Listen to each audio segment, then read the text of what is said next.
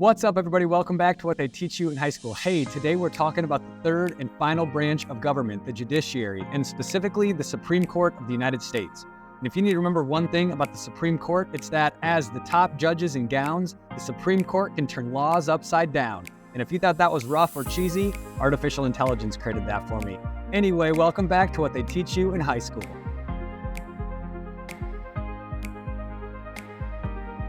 Hey folks, today we're looking at Article 3 of the Constitution, which establishes the judiciary branch. And if we take a look in our mini pocket Constitution, you'll notice that Article 3 is about 1.5 pages long. So not a ton is stated about what is expected of the judiciary branch. And yet, like Uncle Ben said, with great power comes great responsibility. So let's get into it and find out just exactly what our Supreme Court and our judiciary branch does. Hey, it's trivia time. Here's your trivia for the day, and it's not multiple choice. What was the largest number of United States Supreme Court justices in the history of the United States? If you said 10, you'd be correct. So today we're taking a look at the Supreme Court and the judiciary branch. And if you'll recall, as far back as our English Enlightenment and French Enlightenment thinkers videos, you'll remember that Montesquieu toured around England long before the United States was created. And even then, there was an independent judiciary branch that was checking the power of the king and of the parliament. And given the relationship between the United States colonies and their former empire, the British Empire, it isn't then surprising that they continue to utilize this tripartite system of government in order to establish an independent judiciary that can act as a check on the legislative branch and the executive branch. And that's pretty much all that's stated in the Constitution. It simply says that there should be a Supreme Court and that those who serve in it should be appointed by the president and approved by the Senate, and that anyone who is appointed to become a Supreme Court justice should be able to serve for life or until they decide that they're ready to retire. And that's essentially been the social contract that we've been living under in agreement to between the United States citizenry and the Supreme Court.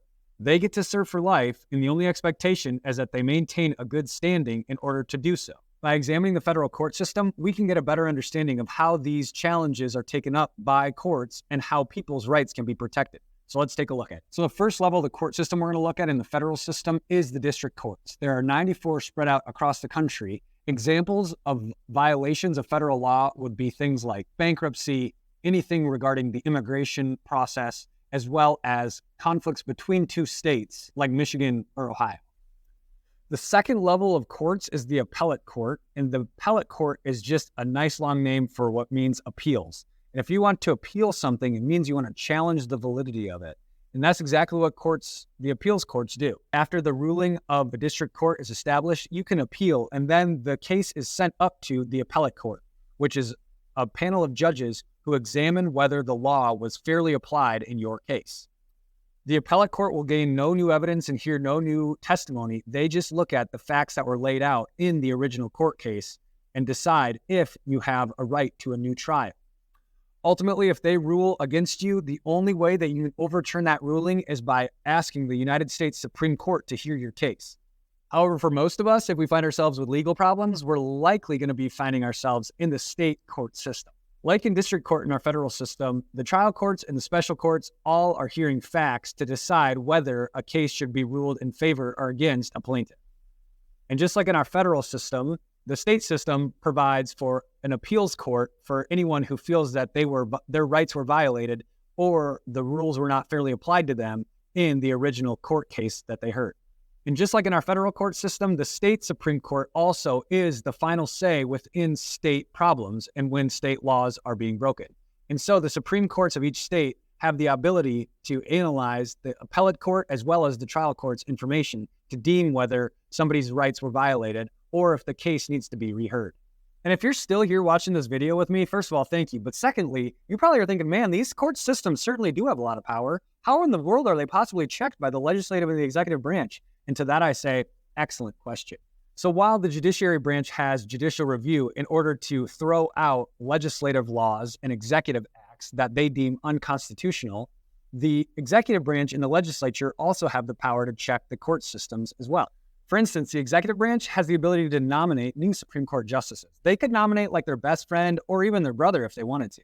Additionally, you'll recall that the executive branch executes the laws, and therefore, if they decide that the Supreme Court ruled in a way that they don't see as practical or favorable, they can basically just ignore the ruling and not enforce the law, or enforce it extremely loosely. As far as the legislative branch goes, they have the ability to approve of those executive branch nominations to Supreme Court and district courts in the federal court system. And probably most importantly, you'll recall from Constitution Part 1 that the legislative branch manages the purse, and therefore they manage the budget of the judiciary branch. Talk about some power. And finally, the legislative branch and the executive branch can do a WWE-style tag team where they pass laws that allow the laws to circumvent old rulings by judges that the legislative and the executive branch don't like. And there you have it, folks. In like 18 minutes, you've become an expert in the Constitution. Like, subscribe, and comment. Here's my question for the day. Should Supreme Court justices be allowed to serve for life, or should we enact new term limits as a way to check the judiciary in yet another way? Go ahead and leave your comment down below. I'd love to hear what you have to say. As always, please make sure you're sharing these videos with your family, with your friends, and most importantly, with your high school social studies teacher. Hey, have a great day and take care. Thanks for watching What They Teach You in High School. Peace.